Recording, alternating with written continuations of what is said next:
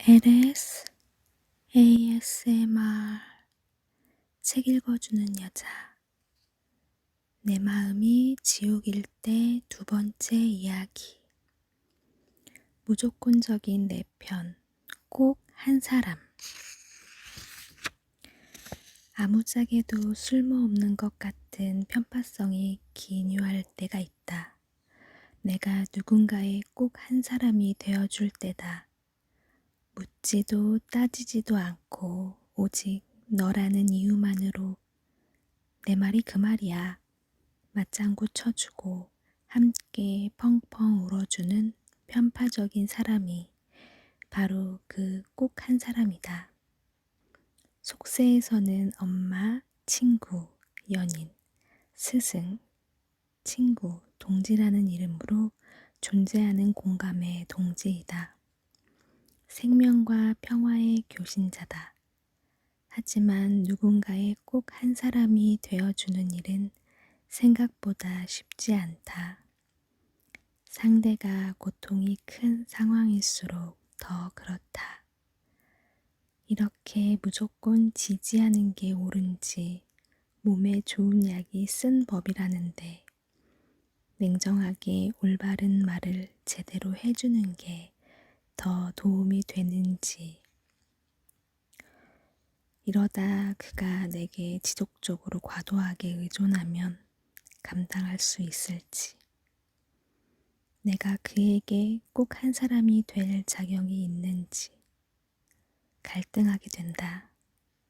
끝까지 함께할 수 있을지 두렵기도 하다.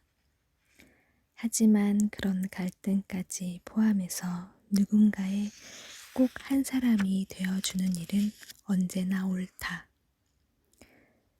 국민 행복지수가 가장 높은 나라 부탄에서는 필요하다와 원하다가 같은 단어이다.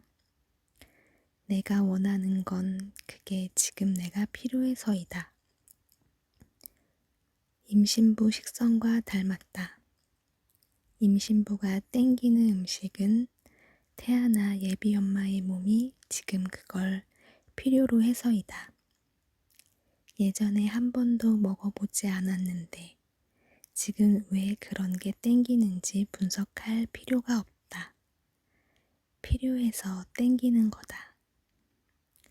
자기 결정에도 그 공식은 그대로 적용된다. 내가 그렇게 선택하는 데는 반드시 이유가 있다. 필요해서이다. 그러므로 모든 나의 끌림은 늘 옳다. 당신의 존재 자체가 누군가에게 로또가 될 때, 내가 꼭 한 사람이 되어주기로 결심한 사람이 동성애자면 어떻고, 직업을 바꾸면 어떻고, 미혼 모이면 어떻고, 번번이 지는 싸움만 하면 어떤가. 묻지도 따지지도 않고 응원해줘야 마땅하다. 나도 그렇듯이 그도 그런 응원자가 있어야 살 수 있다. 당신이 응원자가 된 순간 당신은 그에게 로또이다. 로또 1등은 814만 분의 1 정도 되는 확률이다. 비유하자면 한 사람이 벼락을 6번쯤 맞을 가능성이다. 상상도 잘 안 되는 비현실적 확률이지만 거의 매주 이런 확률의 주인공이 등장한다. 그래서 거기에 희망을 걸고 간절하게 기원하는 이들이 그렇게 많다. 하지만 현실 세계에서 당신이 누군가에게 그런 로또일 수 있다는 사실을 눈치채는 사람은 드물다.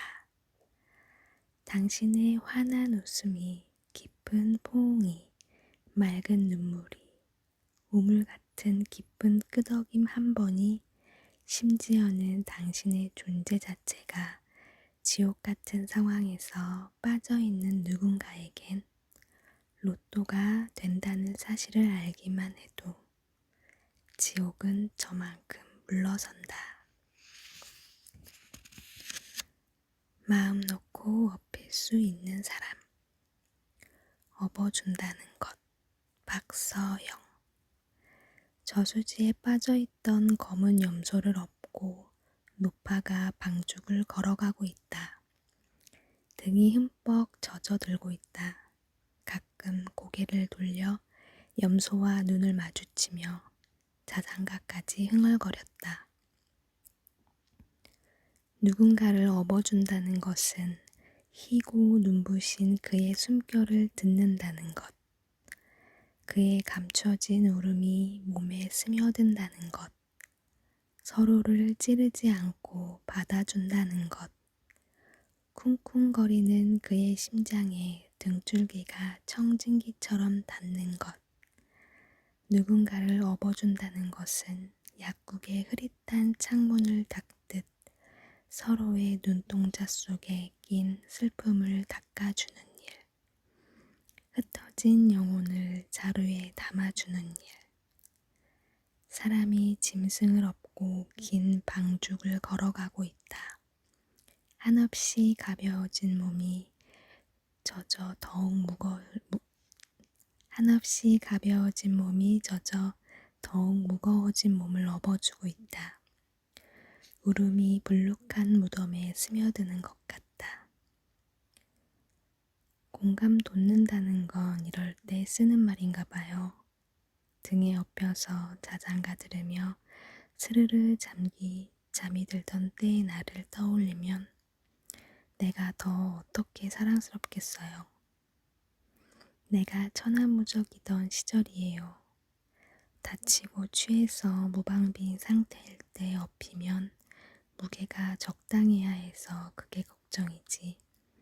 내가 마음 놓고 업힐 수 있는 누군가가 있다면 더 바랄 게 없죠.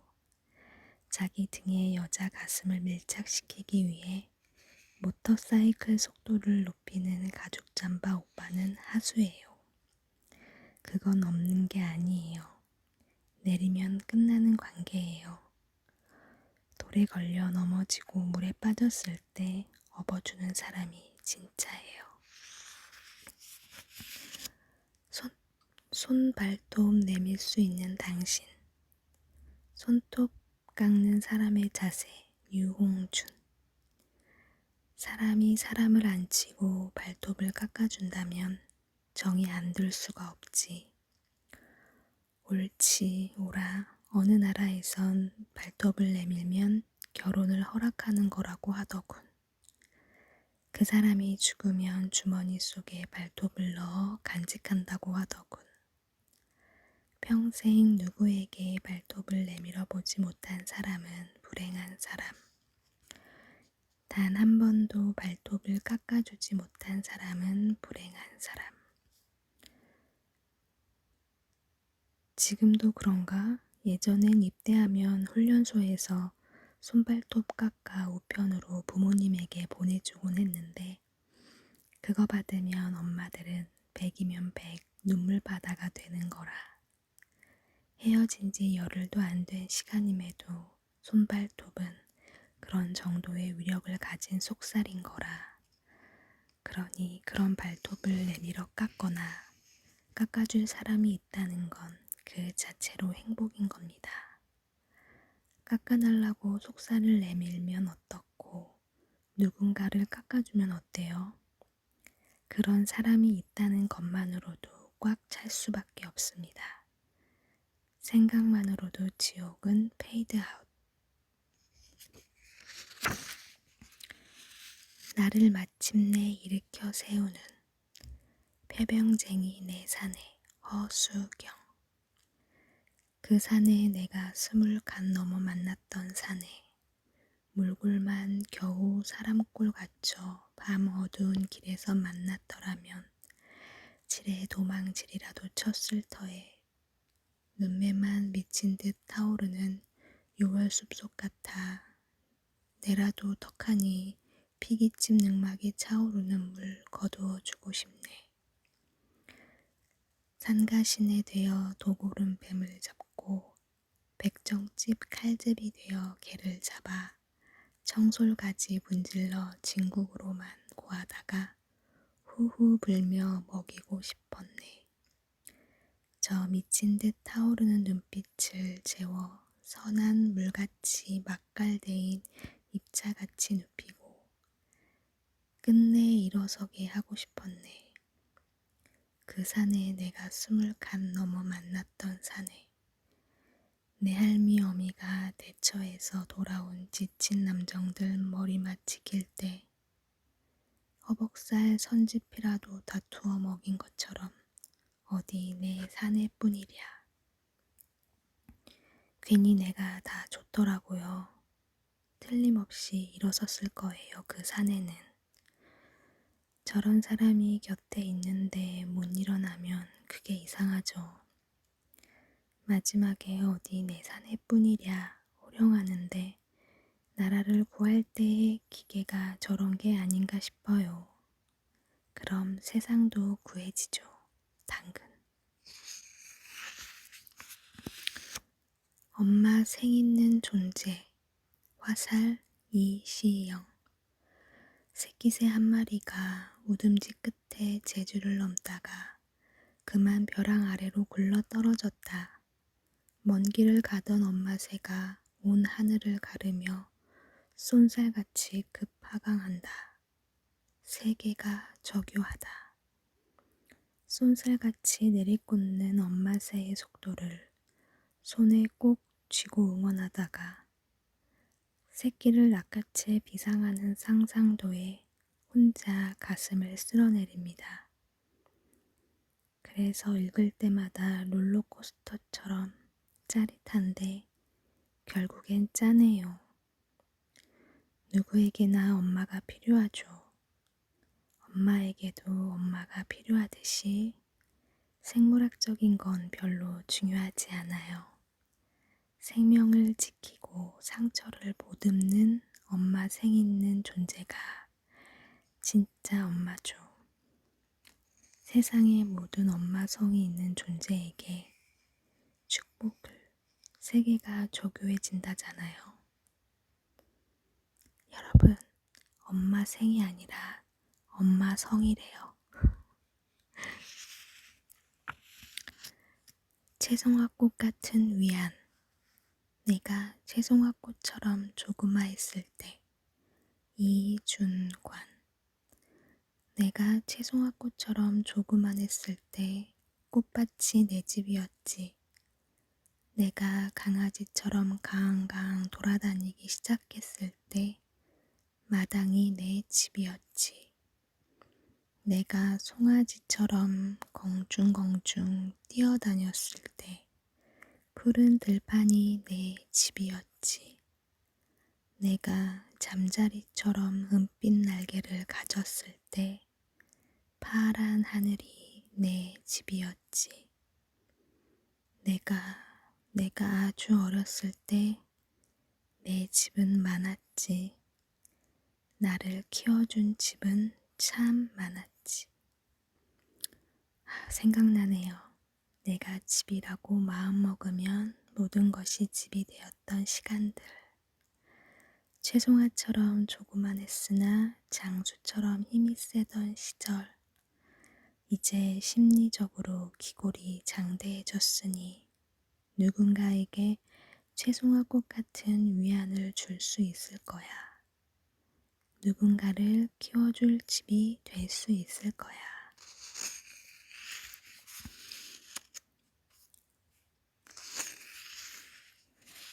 나는 원래 스스로 걸었던 사람이다. 한적한 식당, 아이에게서 눈을 떼지 못했다. 이제 서너 살이나 됐을까? 여자아이는 조용하게 자주 웃었다. 7명의 어른들이 꽃이 만발한 성곽처럼 아이를 둘러싸고 앉아 그런 웃음을 유도해냈다.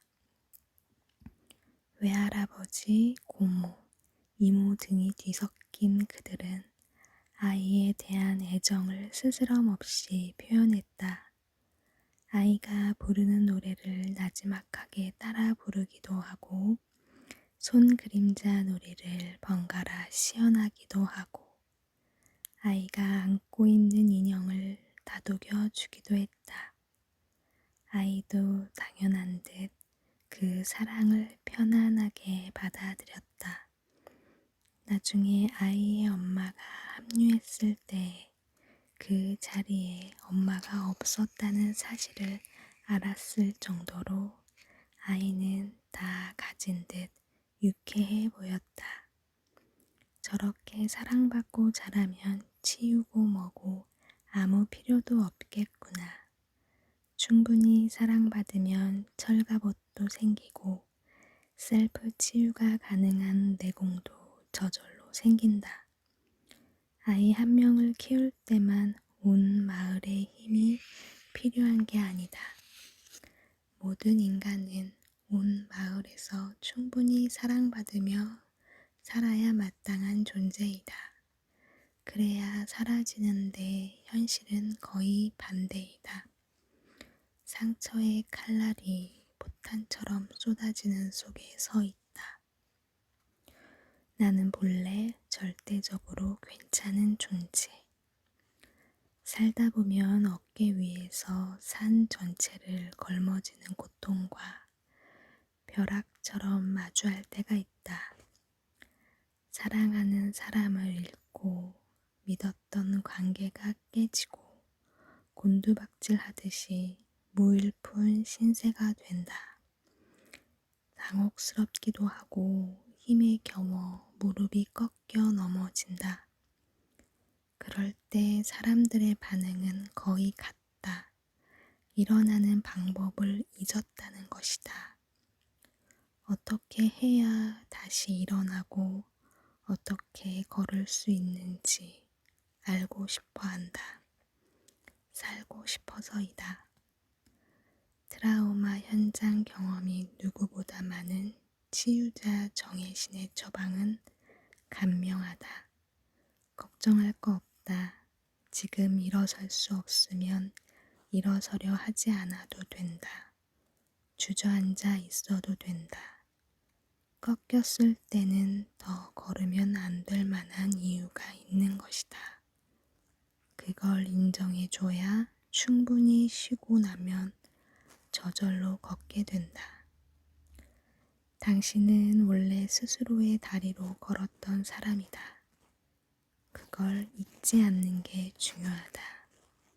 다리가 부러졌을 때 깁스도 없이 정신력만 앞세워 걷겠다고 일어서면 근육과 신경, 혈관이 다 파열돼 다리를 절단할 수도 있다. 뼈가 붙으면 그때부터 일어서는 연습을 하면 된다. 모든 인간의 어린 시절 나는 온전한 나, 치유적으로 건강한 나의 원형이다. 나는 본래 그렇게 사랑스러운, 사랑받아 마땅한 혹은 사랑받았던 사람이다. 절대적으로 괜찮은 존재였다. 그런 확인은 어마어마한 안정감을 준다. 그 안정감으로 어떤 상처에도 견딜 수 있었다. 지옥을 빠져나갈 수 있는 힘은 외부에서 다른 힘을 빌려와 가능한 것이 아니다. 온전하게 사랑받았던 나의 원형을 훼손하는 여러 방해물들을 하나씩 걷어내다 보면 저절로 된다. 본래 나는 두 다리로 걸었던 사람이다. 그것만 잊지 않으면 지옥을 빠져나간다. 내 몸과 마음이 기운 쪽으로 영혼 2원. 왼쪽으로 기운 것은 오토바이가 아니라 나의 생이야. 기운 것이 아니라 내 생이 왼쪽을 딛고 가는 거야. 몸이 기운 쪽이 내 중심이야. 기울지 않으면 중심도 없어. 맞아요. 몸이 기운 쪽이 내 중심이 맞아요. 기울지 않으면 중심도 없고 자전거 처음 배울 때처럼 기우는 쪽으로 핸들을 꺾어야 넘어지지 않잖아요. 그게 처음에는 그렇게 이해가 안 되는 말이잖아요. 넘어지는 쪽으로 핸들을 꺾으라니. 그러면 폭망하는 거 아닌가 싶죠. 그런데 그렇게 하면 안 넘어져요. 내 결대로 살면 처음에는 남들 보기에는 금방 잘못될 것 같지만 안 그래요. 자기 몸과 마음이 기운 쪽으로만 움직이면 절대 안 돼요. 절대 안전해요. 자기를 보호하는 가장 확실한 방법이 그거예요. 자기 몸과 마음이 기운 쪽으로만 움직이면 절대 안전해요. 그것만 잊지 않으면 됩니다. 먹고 자고 먹고 자고 눈 오는 집의 하루 김용택 아침밥 먹고 또 아침밥 먹는다. 문 열고 마루에 나가 숟가락 들고 서서 눈 위에 눈이 오는 눈을 보다가 방에 들어와 또 밥 먹는다. 그렇게 살 수 있었으면 좋겠어요. 비현실적이라고 뒤켜내서 흉보든 말든 그렇지 못할 이유가 없으니까요. 비 온다고 김치 부침개 해 먹고 바람 분다고 멸치국수 해 먹고 먹고 자고 먹고 자고 무의도식 같지 않아요? 줄창 그렇게만 살 수 있는 사람은 세상에 없습니다. 그렇게 하고 있다는 건 지금 그런 시간이 필요하다는 뜻입니다. 나를 보호하고 다독여주는 시간이 필요하다는 신호입니다. 이런 시는 소리내어 읽어봐야 됩니다. 운율이 얼마나 좋은지 스미듯 마음이 포대기에 쌓이는 느낌입니다. 쓰담쓰담 파도 타기 서상만 어려서 파도 소리에 잠들었고 커서는 파도를 꿈꾸었고 어른이 되어서는 소용돌이 치는 파도에 휩쓸렸고 늙어서는 파도에 떠밀려 어느 바닷가 외로운 돌무덤이 되었느니 아 그런가. 우연히 표창 같은 시를 만날 때가 있습니다. 읽고 나면 내가 어떤 사람인지 대번 알겠는 거라. 읽는 사람이 전부 다를 건데 마치 내 얘기인 것 같아서 눈을 못 떼었습니다. 한동안 고단했겠다 잘했구나. 그런 나를 순하게 바라봐주고 쓰담쓰담 해줄 수 있는 게 자기 보호입니다. 울타리쳐 서로를 보호해주기. 나라는 말, 심보선. 나는 나라는 말을 썩 좋아하진 않습니다. 내게 주어진 유일한 판돈인 양. 나는 인생에 나라는 말을 걸고 숱한 내기를 해왔습니다. 하지만 아주 간혹 나는 나라는 말이 좋아지기도 합니다. 어느 날 밤에 침대에 누워 내가 나라고 말할 때 그 말은 지평선처럼 아득하게 더 멀게는 지평선 넘어 떠나온 고향처럼 느껴집니다. 나는 나라는 말이 공중보다 밑바닥에 놓여 있을 때가 더 좋습니다. 나는 어제 산책을 나갔다가 흙길 위에 누군가 잔가지로 써놓은 나라는 말을 발견했습니다. 그 누군가는 그 말을 쓸 때 얼마나 고독했을까요? 그 역시 떠나온 고향을 떠올리거나 홀로 나아갈 지평선을 바라보며 땅 위에 나라고 썼던 것이었겠지요. 나는 문득 그 말을 보호해주고 싶어서 자갈들을 주워 주위에 빙 둘러 놓았습니다. 물론 하루도 채 안 돼 비가 오거나 바람이 불어서 혹은 어느 무심한 발길에 의해 그 말은 흔적도 없이 사라지겠지만요. 사라지면 어떤가요? 파도가 지워질 걸 뻔히 알면서도 바다 백사장의 정교한 예술작품을 만드는 모래예술가처럼 누군가 잔가지로 써놓은 나라는 말에 준 자갈로 울타리를 쳐 보호해주는 일이 우리가 서로에게 할 일이죠. 자기 보호는 그것으로 충분합니다. 안정감 있는 속도, 분갈이, 정영관. 뿌리가 흙을 파고드는 속도로 내가 당신을 만진다면 흙이 그랬던 것처럼 당신도 놀라지 않겠지. 느리지만 한번 움켜쥐면 죽어도 놓지 않는 사랑. 느린 게 가장 빠른 것이라는 소문만으로만 접하던 그 말이 진짜라는 거죠. 가장 오래가는 사랑이란 거죠. 뿌리가 흙을 파고드는 속도는 초속이 아니라 연속쯤 되려나 봐요. 그런 속도로 누가 만져주면 진짜 안정감 있을 것 같긴 합니다. 계속 걷게 하는 힘. 산속에서 나희덕. 길을 잃어보지 않은 사람은 모르리라.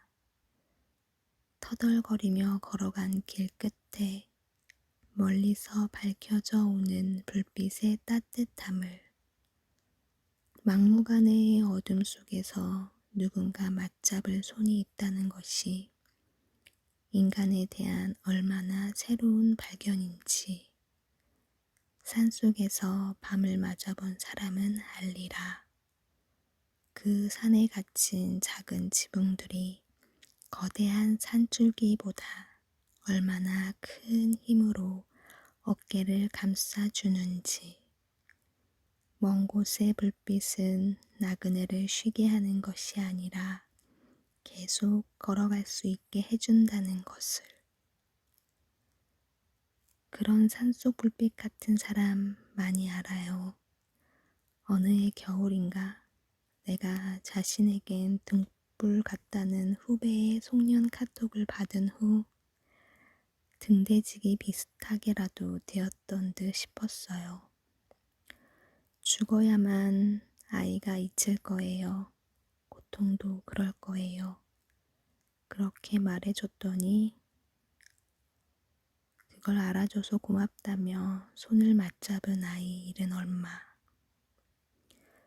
그 엄마의 눈물을 손등에 맞으며 함께 눈물을 보탰지요. 그런 사람 생각나면 넘어졌다가도 금방 일어나던 걸요. 계속 걸을 수 있겠더라고요.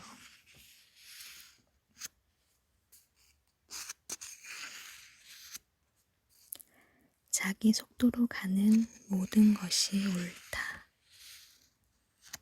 태어나기 전에 아버지가 돌아가셔서 얼굴도 본 적이 없는데 친구들이 놀다가 사이가 틀어지면 너 아버지 없지? 윽박 질렀단다. 속으론 그게 내 죄야?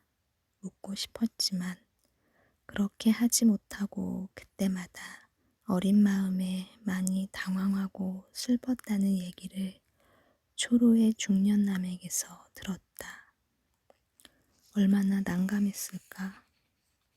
이건 삶에서 나의 자율권이나 통제권이 완전히 박탈된 채 속수무책으로 당하는 일에 가깝다.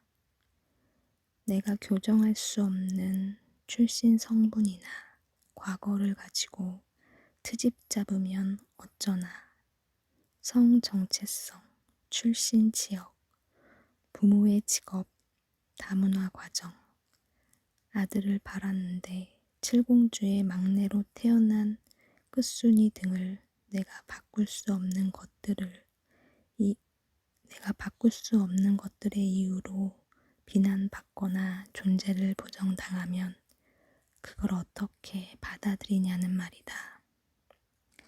어렸을 때 차마 그런 속마음을 말하지 못하는 것일까? 성인이 되어서도 내가 어찌할 수 없는 문제로 마음이 지옥인 사람들을 헤아릴 수 없이 많다. 성소수자인데 부모가 그걸 인정하지 않아 거기에 맞추려고 한다.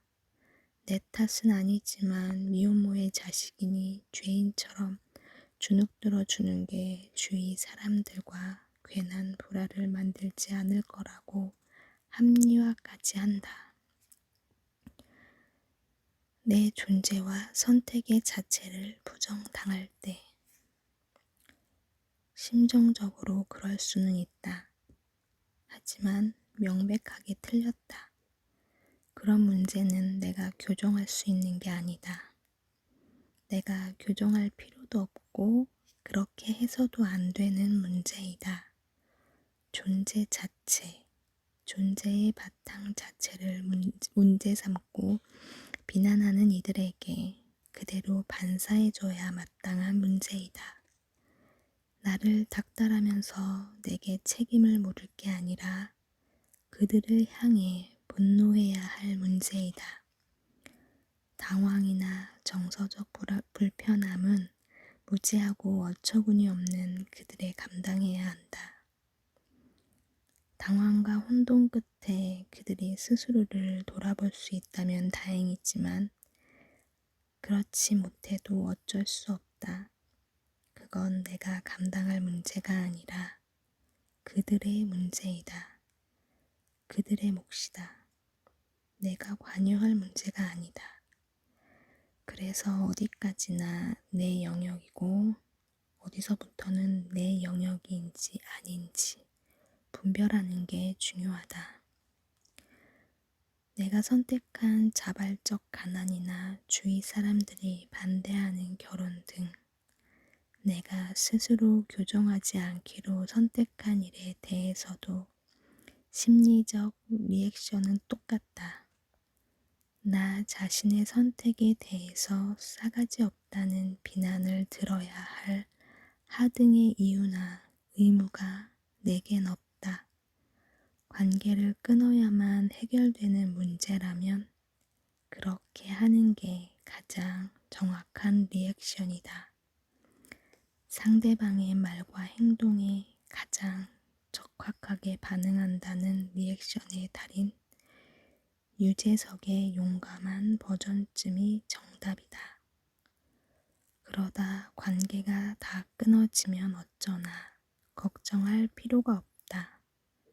그런 관계라면 없어도 살아가는데 아무 지장이 없거나 외려 삶의 질이나 나의 행복이 더 나아진다.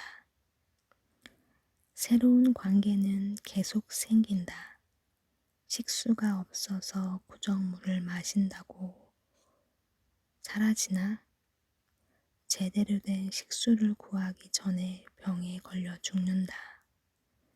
민 달팽이는 이 잎사귀에서 저 잎사귀로 옮겨가는데 1시간이 넘게 걸린다.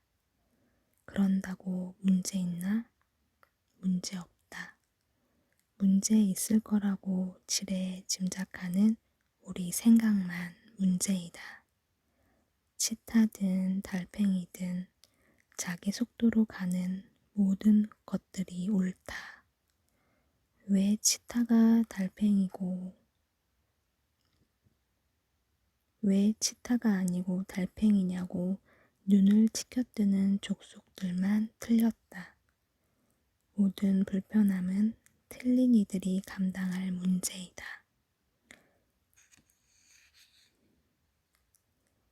그리로 반사, 마이 비즈니스가 아니고 유어 비즈니스이다. 천길도 넘는 사람 마음, 그리움, 고운, 물결이 닿는 곳까지 바다이다. 대기 속에서 그 사람의 숨결이 닿는 데까지 그 사람이다. 아니, 그 사람이 그리워하는 사람까지가 그 사람이다. 그리운 푸른 하늘 속의 두 사람이여, 민주주의의 처음이여. 열 길 물속은 알아도 한 길 사람 속은 모르겠다는 속설 다 헛말입니다. 물리적으로 한 길이라고 해서 그렇지 실제로는 1000길도 넘어요. 사람 마음은 그렇게 1000길도 넘습니다. 그걸 다 어떻게 알겠습니까? 불필요하게 많이 알려고 하면 서로 다칩니다. 카풀 동료 찾는데 배우자 고르듯 10길 20길 다 따질 필요가 없으니까요. 카풀하는데 필요한 만큼 파악하면 되는데 온갖 정보를 분석하느냐고 괜한 에너지 써가며 힘들어하면 안 됩니다. 어리석습니다. 내가 알고 느끼는 데까지가 그 사람이에요. 그 사람의 숨결이 닿는 데까지가 그 사람이라는 겁니다. 더 많이 알 필요 있겠습니까? 눈 밝은 늙은 시인이 거기까지면 충분하다 합니다. 여러분.